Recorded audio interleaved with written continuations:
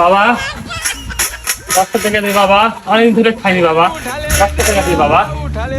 10 টাকা তো যাচ্ছে, দিয়ে দে, আমি ঠিক আছো। আচ্ছা তুই যখন বললি, তুই না বললে দিতাম না। 10টা টাকায় তো যা কিছু খেয়ে নিস। আচ্ছা একটা কথা হঠাৎ করে মনে পড়লো, এই যে ভিক্ষুকটা প্রতিদিনই তো আমাদের কাছে 10 টাকা করে নিয়ে যায়, আজকেও সে বললো যে অনেকদিন কিছু খায় না। এই 10 টাকা নিয়ে যে প্রতিদিন সে কি খায়, আর প্রতিদিন থেকে টাকা নেওয়ার পরে দৌড়ে চিপাই চলে যায়। চল তো আজকে দেখি চিপাই কি করে। Bye bye tata good bye गया